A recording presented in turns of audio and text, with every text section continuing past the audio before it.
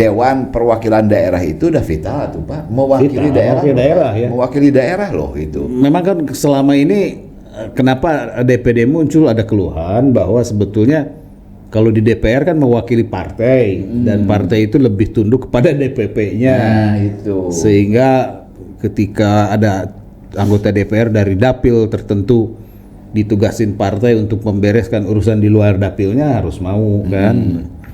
Nah, dari situlah muncul ide DPD atau senator ya gitu. Nah, tetapi sejak kemunculannya 20 tahun lalu ya, udah 20 tahun lalu belum kan ada buah reformasi itu, iya itu salah satunya ini. Kayaknya belum pernah ada produk hukum ya, produk legislasi yang dihasilkan oleh DPD gitu. Masalahnya mah banyak, terakhir soal senator di Bali masalah. Itu kan. Nah, jadi gini, lembaganya yang terhormat tapi belum juga menampilkan kinerja yang terhormat juga. Kemudian juga nah itu tadi yang disampaikan Pak Anton. Contohnya Jawa Barat. Di wakilan teh kemudian bodor. Kan kita boleh dong kecewa ya sebagai rakyat, kita punya senator yang tidak bisa bekerja. Nah, kunaon tidak bisa bekerja karena mungkin kapasitasnya. Pertanyaannya kenapa tuh diparilih? Nah, ini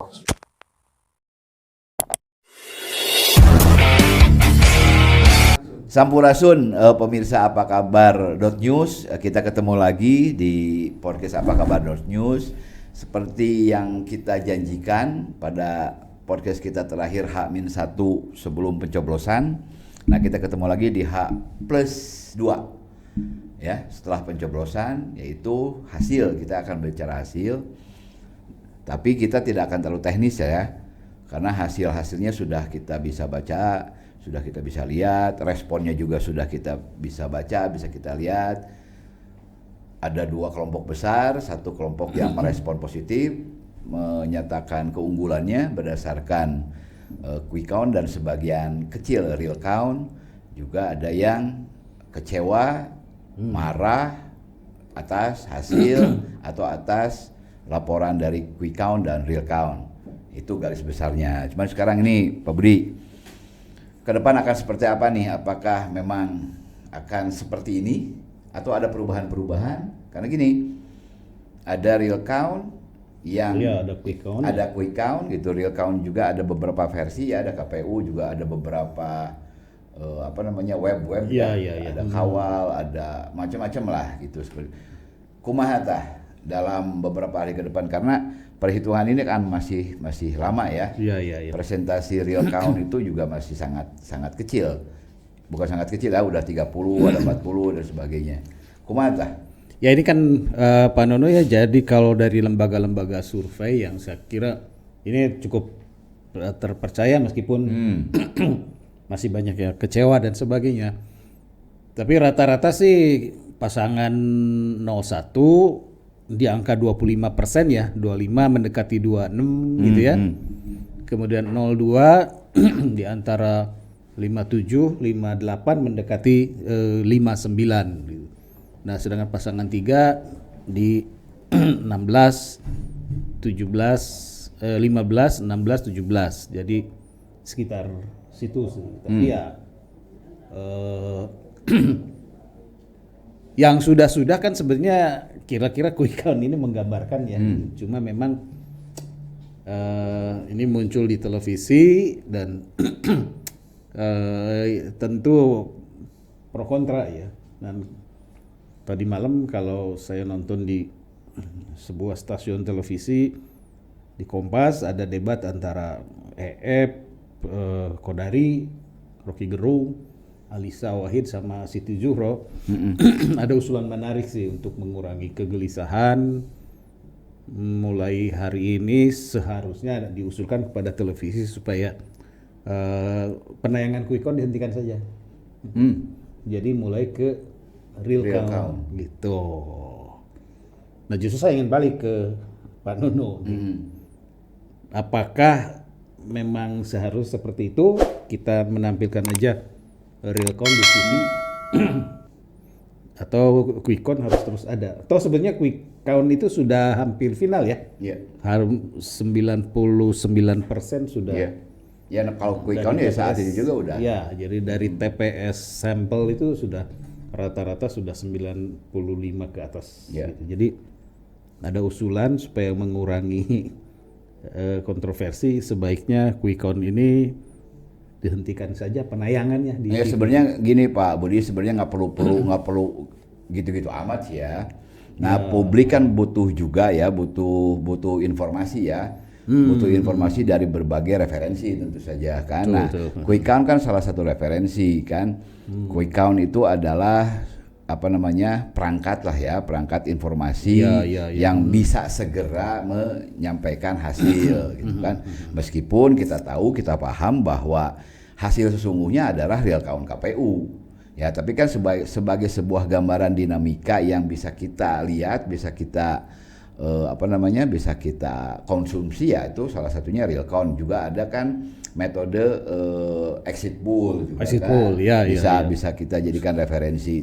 Kan persoalannya bukan jangan ada real count, jangan ada quick count tapi tunggu real count, bukan di situ persoalannya, tapi di persikapan kita. Gitu Ya.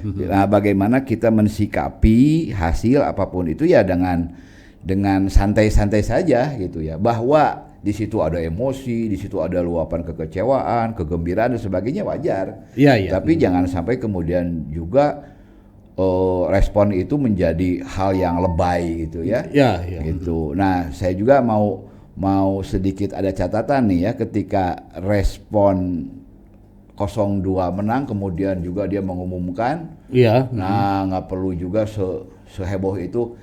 Kenapa? Karena akibatnya apa? Yang kecewa itu tambah kecewa gitu. Ya. Semuanya menahan diri lah. Yang kecewa juga menahan diri, yang happy juga menahan diri. Karena toh kita semua tahu yang officially itu kan ya real count-nya dari KPU. Itu berarti finalnya kapan ya diumumkan ya? Ya sekarang udah hampir 40-50% lah ya. Iya. Enggak, kalau menurut jadwal Juni. Juni diumumkan resmi. Iya. Masih lama berarti. Masih lama lah ya, masih lama karena kan ada beberapa tahapan Pak, nunggu hasil pileg itu pasti lama. Kalau pilpres kan bisa seminggu depan juga udah clear lah ya gitu. Nah, tapi kan sekali lagi respon kita ya sebagai masyarakat gitu ya, kita sebagai pendukung kubu-kubu tertentu itu sah-sah saja karena demokrasi, cuman respon kita kalau misalnya ada kekecewaan, ada kecurigaan atau apa ya salurkan. Gitu kan.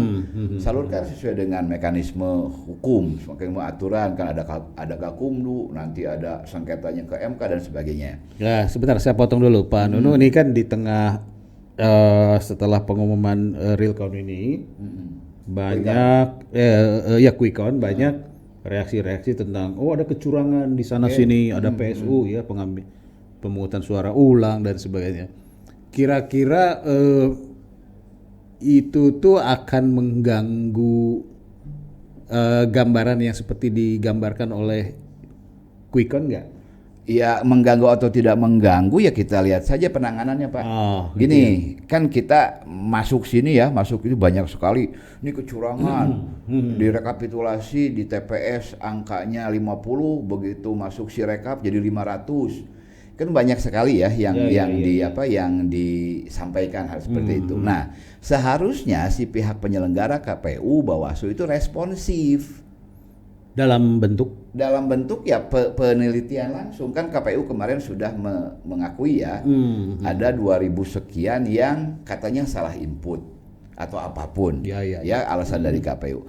Ya tidak cukup dengan statement saja, tapi pembuktian forensiknya juga harus dilakukan sehingga mencegah itu tadi Pak, mencegah kecurigaan gitu. Karena kan apapun tuduhan-tuduhan, apapun indikasi-indikasi itu kan harus dibuktikan. Kalau tidak, nyekir terus, orang ribuh terus. Ujung-ujungnya nanti Pak kan ada tahapan ya, pengajuan sengketa dan sebagainya.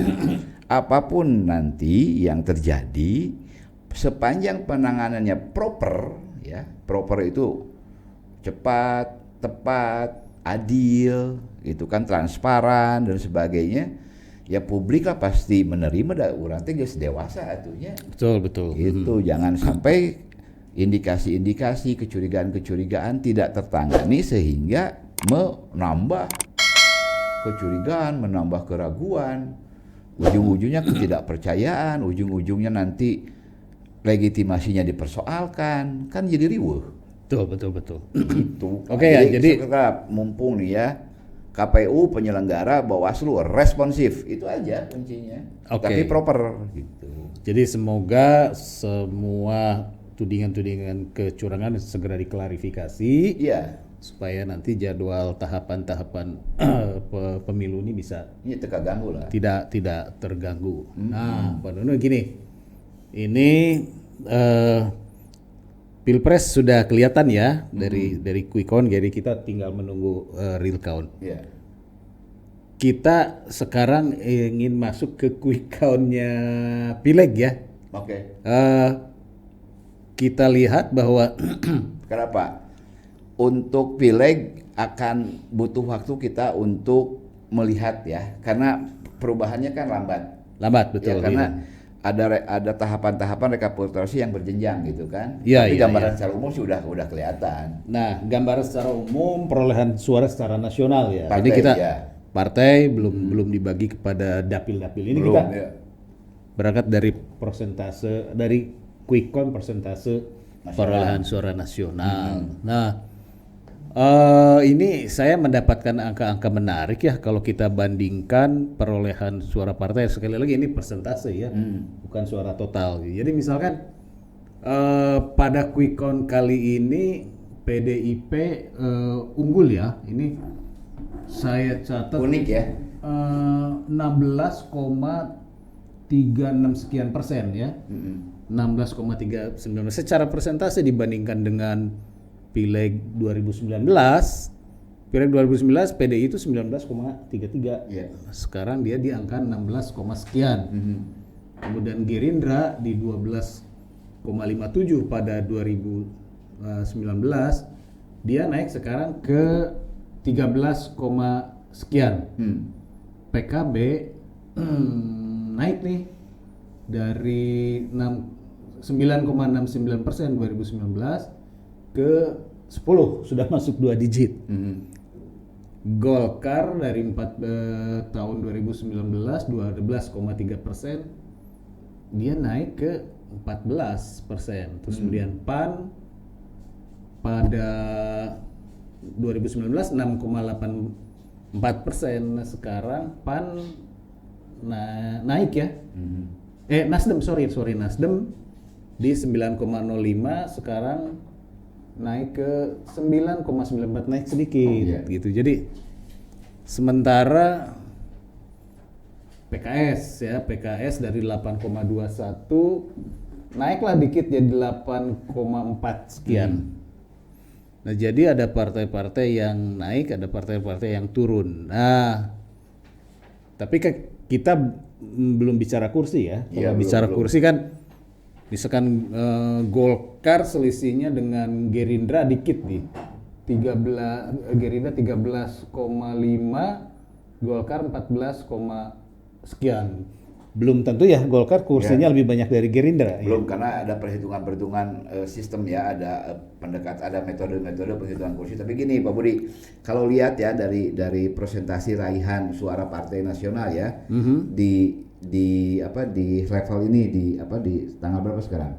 Sekarang tanggal seberapa? Bentar, sekarang tanggal berapa? 16 ya. 16 ya, per tanggal 16 ya. Ini kan menarik Pak ya. PDI masih mengungguli ya.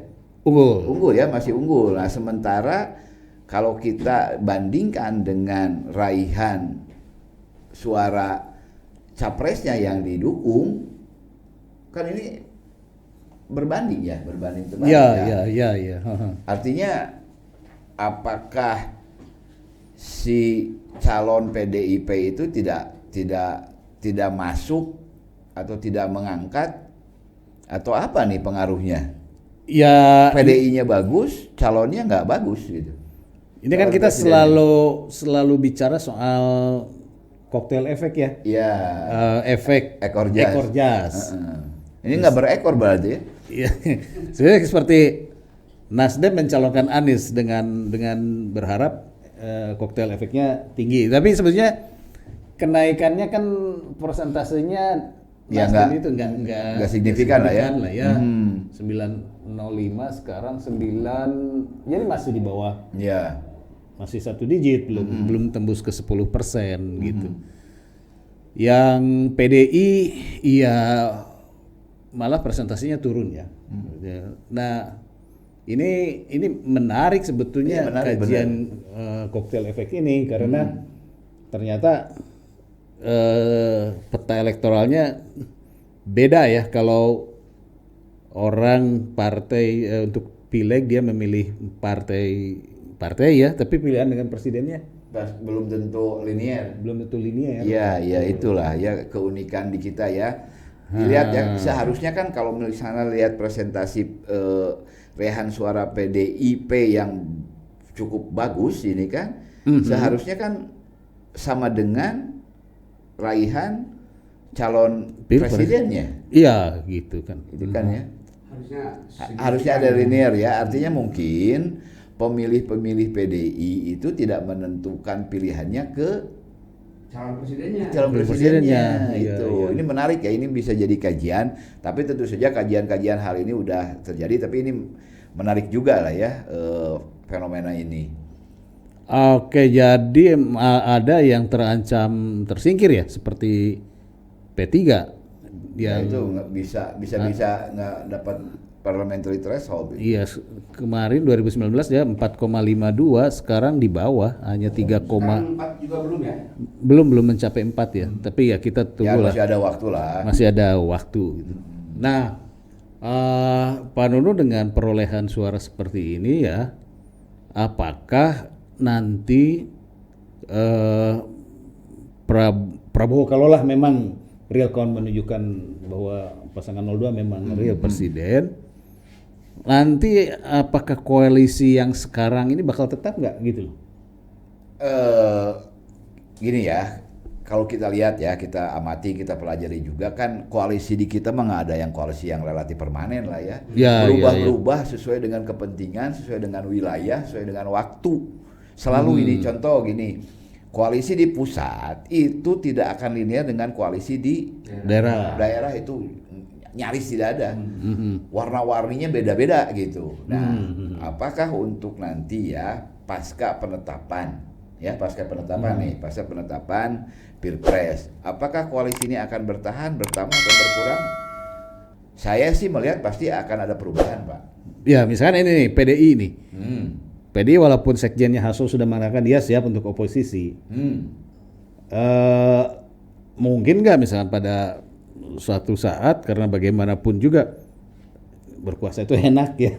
Artinya misalkan PDI tiba-tiba diajak koalisi dengan Prabowo Gibran gitu. Seperti Prabowo diajak koalisi sama Jokowi gitu kan, itu kira-kira PDI mau nggak? Dan sebetulnya kan Jokowi dan Gibran belum menyerahkan kartu anggota, artinya belum masih punya KTA dia. Masih punya KTA PDI gitu, artinya sebetulnya kalau bicara PDI masih punya kaki wakil presiden. Nah, itu gambarannya seperti apa gitu. Apakah kemudian PKS tahun 2014 kan dengan Gerindra ya? PKS dengan Prabowo mesra. Nah, apakah PKS juga nanti akan ikut koalisi besar pemerintahan gitu ya? Ini Pak Budi, saya ngobrol dengan beberapa teman-teman ya dari partai-partai tertentu lah, elit-elit partai-partai tertentu lah ya. Meskipun hanya obrolan nih, tapi saya punya gambaran gini. Untuk sekarang mungkin PDI ya harus ya dalam tanda kutip, nggak tahu terpaksa atau harus kembali posisi oposisi. Dan nggak salah, oposisi juga masih bagus dan terhormat juga. Baguslah kalau PDI mengambil sikap tegas sebagai oposisi. Nah, cuman kita lihat di situ ada PKB, ya, di situ ada PKS. Kayaknya PKB belum punya pengalaman dia untuk jadi oposisi, dan kayaknya juga agak-agak, saya sih berani bilang untuk merapat ke, katakanlah kalau Prabowo ditetapkan jadi pemenang, merapatnya ke Prabowo itu kemungkinan besar juga. pun PKS ya, pun PKS. Kenapa? PKS mungkin sudah kenyang dengan oposisi. Ya. Pengen merasakan, itu bisa saja pilihan politik, itu sah-sah saja. Tapi kalau Gitu. masalah begini Pak Nonu Pak Budi, ketika SBY berkuasa, itu PKS pernah di kekuasaan. Iya, sekarang Oh iya, kan iya, Menteri PKS kan Pertanian sudah ya. kenyang nih di dua Periode. iya, udah kenyang Ah. 10 tahun jadi oposisi, udah kenyang jadi oposisi nih. Pengen merasakan jadi masuk pemerintahan sah-sah saja. Iya, iya. Dan itu kemungkinan itu bisa saja terjadi. Iya. Nah, Nasdem yang paling awal menunjukkan sikap berserbangan dengan Jokowi. orientasi politik Jokowi untuk Ya. Pilpres sekarang. Nah, apakah itu bisa dipertahankan? Ini kita lihat juga. Kita lihat pengalaman Nasdem. Nasdem selama ini selalu berada di Pemerintahan, koalisi pemerintahan. Nah, apakah Nasdem sekarang punya keberanian untuk menjadi oposisi? Kita lihat juga. Tapi kalaupun misalnya Nasdem kembali menjadi mitra pemerintah, ya kita harus maklum karena ya Nasdem punya pengalaman selalu menjadi pendukung pemerintah gitu. Nah, tapi karena sekarang Nasdem itu sangat head to head gitu kan, kemungkinan Nasdem untuk mengambil sikap sebagai oposisi dan dalam tanda kutip bergabung misalnya dengan PDIP itu juga bagus, kekuatan yang signifikan itu Pak. Nah itu kan kalau gambaran Pak Nunu seperti itu, ada kemungkinan PKB gabung dengan pemerintah, ada bukan tidak mungkin juga PKS gabung dengan Prabowo nanti gitu. Parlemen semuanya pro pemerintah dong ya. Ya. Nah, apakah itu tidak berbahaya bagi demokrasi ketika bicara misalnya check and balance, ya, kontrol? Nah, itu kan kita alami sekarang Pak. Ya, Kita ya. alami sekarang. PKS ya yang konsisten gitu dengan sikap oposannya, bukan oposisi ya, tapi Ya, sikap ya. oposannya di parlemen kan juga nggak bicara banyak Pak. Nah, sementara parlemen sekarang itu ya semuanya orang-orang Jokowian semua. Iya, iya, iya. Nah, ke depan kalau misalnya PDI memang betul-betul akan berada di luar pemerintahan, plus katakanlah Nasdem mungkin gitu kan, itu lumayan kekuatannya. Ya, Jadi ya. kita ada harapan di tingkat parlemen ada sedikit penyeimbang lah, meskipun pada hal-hal tertentu, kebijakan-kebijakan tertentu ya pasti mereka pun setuju atau tidak setuju ya. Tapi dalam hal-hal tertentu yang memang betul-betul untuk kebutuhan publik gitu ya, kebijakan yang memang sangat mendasar, ya tidak ada alasan juga oposan misalnya terus melawan, enggak juga. Misalnya soal kenaikan harga, pemenuhan kebutuhan dasar pendidikan, kesehatan, ya itu kebutuhan kita, kebutuhan rakyat. Jangan kemudian dipakai alat untuk tidak setuju dan sebagainya demi Ya demi oposisi demi saja oposisi, gitu. gua Ya. menolak, enggak juga lah gitu. Nah, kemungkinan itu tadi Pak Budi, untuk adanya penyeimbang ya. Ini PDI bagus. Ya, suaranya bagus. Plus kalau misalnya ditambah Nasdem misal, Ya, kita ya. semakin kuat sebagai kekuatan penyeimbang di parlemen. Ya saya sih berharap PDI, PKS, Nasdem, PKB di oposisi saja Iya. gitu ya. Bagus dong kan, buat penyeimbang itu positif. Ya. Nah, tapi kan ya lagi-lagi lah Pak Budi, ya politik kita lucu gitu. Ya. Koalisinya di mana-mana beda gitu. Ya. Jadi koalisi di DPR pusat belum tentu di Sama, daerah ya, sama. gitu. Di pusat mungkin berkoalisi, di daerah bisa bertentangan ya, bisa seperti bersama. itu. Di daerah bertentangan, ini tuh sama. Ya. Menarik lah. Tapi sekali lagi ya, ini politik memang seperti ini dinamikanya gitu. Iya. Kembali lagi ke persikapan kita, respon kita. Baik Pak Nunu, tadi kita sudah membahas Pilpres, sudah membahas Pilegnya ya. Nah sekarang kita bicara DPD nih. Ada yang menarik nih. Saudara Alfiansah Komeng, pelawak ya. Yang DPD memang selalu menjadi menarik. tren. Boleh nanya nggak ini soal DPD Pak Budi? Ya boleh. So, kuma.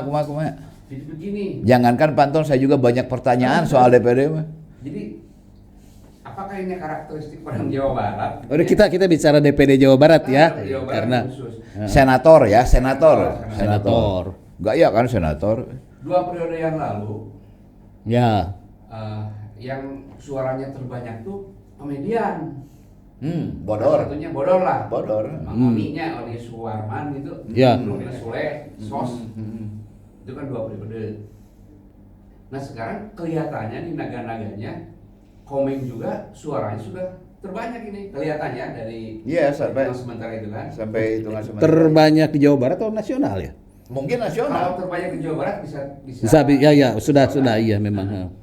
Nah itu yang jadi pertanyaan saya, apakah karena orang Sunda teh barodor gitu ya? Sehingga wakil-wakil yang jadinya kan barodor gitu tah. Cukup ku Bodor. Gini ya. Menghibur kumaha tah? Sebentar, dulu pertama kali kan sebetulnya wakil Jawa Barat DPD-nya berwibawa ya. Ya. Lumayan tokoh-tokohnya Tokoh kredibel lah. Pak Ganjar, bekas menteri, Prof. Profesor Surya, ketua PGRI, itu kan setelah itu Oni ya. Ya kita Oni bukan berarti merendahkan Bukan, teman-teman bukan. komedian, bukan. Cuman Cuman Bodor we gitu. Komedian, apakah itu mencerminkan juga masyarakat Jawa Barat ya bodor gitu? Mungkin we. Kan karena tercermin dari pilihannya nya. Ya. Tapi gini lah ya. Satu, kita sudah tahu lah ya bahwa sejak reformasi kita menganut parlemen kita 2 kamar. 2 kamar, ya. Menganut 2 kamar. Cuman sejak kelahirannya sampai sekarang kamar yang ini nih, kamar senator ini kan fungsinya Udah jelas, belum optimal. Bahkan mungkin oke lah tidak jelas. Oh, Bahkan dari awal ya banyak yang menyatakan hanya sebagai aksesoris demokrasi saja. Ikut-ikutan lah, seperti Ikut-ikutan Amerika, supaya siga lah gitu. Filipina, Siga gitu. Filipina. Tapi memang fungsinya karena regulasinya, aturannya, undang-undangnya juga seperti itu ya siga kieu we gitu. Padahal kamar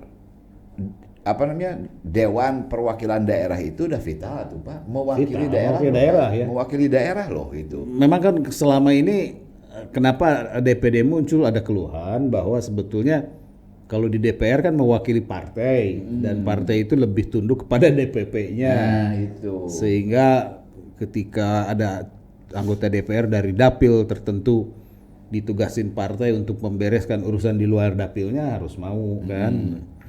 Nah dari situlah muncul ide DPD atau senator ya. Gitu.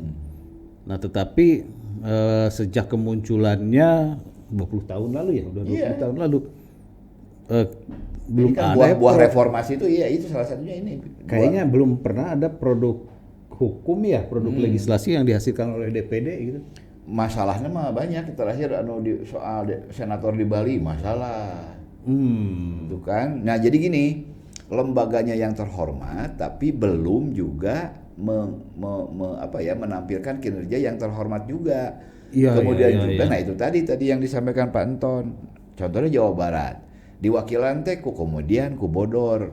Kan kita boleh dong kecewa ya sebagai rakyat, kita punya senator yang tidak bisa bekerja. Nah, kunaon tidak bisa bekerja karena mungkin kapasitasnya. Pertanyaannya kenapa tuh diparilih? Nah ini.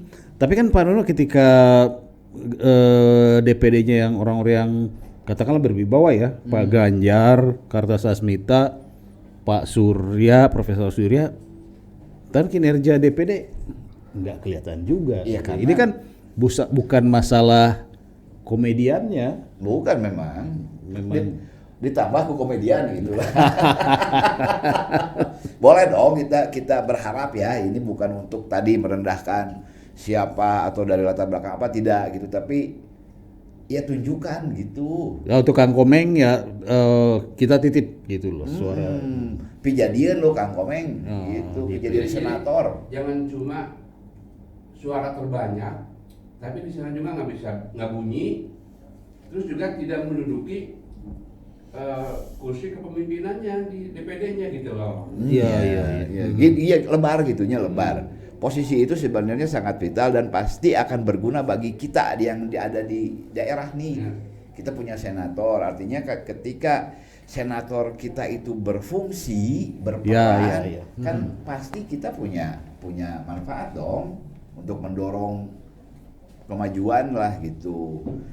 Ya saya coba lihat dari Quickcon ya, siapa yang akan mewakili Jawa Barat di kursi DPD. Menurut Quickcon yang paling tinggi itu Per hari ini ya? Ya per hari ini Komeng. Kedua Ania Rina Casmayati, seorang pengusaha kosmetik di Bandung. Ketiga Jihan Fahira, Artis ya. Keempat Pak Amang Syafruddin, beliau itu tokoh agama lah ya. Iya, iya. Jadi dari 4, kalau menurut Quickcon ini ya, dari 4 calon anggota DPD 2 artis, yaitu Komeng sama Jihan gitu. Yang lain Anya dan petahana lah Amang Syafruddin gitu. Nah ini saya kira bagaimana nanti kinerjanya Pak Nunu ya? Iya. Kan di Undang-Undang MD3 juga jelas lah ya. Tugas fungsi gitu kan DPD memang tidak semengasihkan DPR memang. Iya. Nah, tinggal silakan saja nanti mereka-mereka yang akan menghuni Senayan itu ya merubahlah, meningkatkan perannya. Gitu, peran DPD itu harus difungsikan. Jangan sebagai alat untuk memperkuat kepentingan-kepentingan, kepentingan-kepentingan menggolkan apapun di sana, tapi orientasikan juga untuk menampung, menjadi penggerak gitu aspirasi dari daerah, karena memang senator mah nggak wakilan daerah. Saya sering berkomunikasi dengan salah satu senator kita, Pak Budi, Ibu Eni namanya ya. Sekarang nggak masuk ya? Sekarang ikut lagi, cuman presentasinya saya nggak tahu berapa lah ya. Dia tuh rajin gitu kan, ngobrol, rajin ya fungsinya bagus lah. Cuman apakah apa yang dilakukan oleh Eni itu ngefek ke kita apa enggak, kita nggak tahu. Ya. Nah, apalagi kita dua kali punya senator yang namanya Kang Oni, asa teu kadangu euy. Ya. Katingali ge henteu gitu. Muncul di layar pun enggak, di koran Tekan pun lebar, enggak. gitu Jadi kita kan. nggak tahu apa sih yang dikerjakan. Nah, eta na gini Kang Komengnya, Kang saya Neng saya tadi Jihan. Neng Jihan Fahira, Neng Anya, Amang. Pak Kang Amang, Upami terpilih jadi senator kami. Jadilah senator yang berguna bagi kami, bagi daerah gitu. Lebar itu amanat Trilo, ini amanat langsung warga. Ya. Kan suaranya itu melebihi para caleg. Iya. Gede ya, Mas. Iya. Gede pisan. Jutaan loh itu yang diamanatkan. Nah, tapi balik lagi ya, pertanyaan Kang Ton bagus. Kunaon sih senator atau wakil perwakilan daerah urang teh di komedian Ya, bodor karena gitu. komedian. Emang orang Sunda beuki ngabodor atau kumanya, mungkin saja. Ya tapi kan ini urusan negara aja, tong dibawa bodoran atuh gitu. Serius lah Ya. gitu. Kang Komeng saya dengar juga dari beberapa pihak ya, ininya bagus Pak. Ya, terus Ya. yang jenius, pintar lah. Yang pintar lah, cerdas. Coba kecerdasan itu diarahkan untuk mendorong kemajuan Jawa Barat. Gitu uhuy. Uhuy. Baik Pak Nunu, kita sudah membahas Pilpres, Pileg sama Senator. anggota DPD ya. Tentu besok-besok angka-angka akan muncul. Akan berubah ya. Mungkin karena kita sebagai media di Jawa Barat, kita nanti akan mengulas juga komposisi anggota DPRD Jawa Barat. Iya, dan iya. Di Kota. kabupaten di Jawa Barat. Saya kira gitu ya. Ya gitu, harapannya lah gini lah ya. Kita sudah melalui tahapan pemilu ya. Pencoblosan sudah kita lalui tanggal 14 kemarin, kita tunggu hasilnya. Sekali lagi saya juga rakyatnya ya mengajak lah ya. Responnya santai-santai saja. Kalau ada kecurigaan, ada indikasi, laporkan, salurkan. Kemudian yang merasa unggul juga ya jangan Jangan terlalu terlalu tinggi hati. tong tinggi hati, tong susurakan tepuguh, tunggu saja semuanya dalam posisi menunggu gitu. Ya. Cuman itu tadi seperti kita sampaikan ya kepada penyelenggara, ke KPU ya, ke Bawaslu, ke pokoknya ke urusan-urusan hukum. Kalau misalnya indikasi-indikasi dan sebagainya, segera tangani gitu secara baik, secara proper. Itu Pak Budi ceritanya. Baik, silakanlah ditutup tadi Pak Noni yang buka ya. Cekap ini. Cukup lah ya. Ya, hatur nuhun pemirsa apa kabar.news, kita akan kembali lagi bahas soal pemilu. Tadi kita sudah merencanakan akan membahas hasil pileg untuk provinsi, Ya. untuk kabupaten kota. Ya, mudah-mudahan ini ada manfaatnya, dan sekali lagi mudah-mudahan tahapan politik yang kita lakukan, yang kita lalui itu akan membawa kebaikan-kebaikan ke depan. Lain kalah kali buki parasea gitu. Hatur nuhun. Assalamualaikum warahmatullahi wabarakatuh. Waalaikumsalam warahmatullahi wabarakatuh.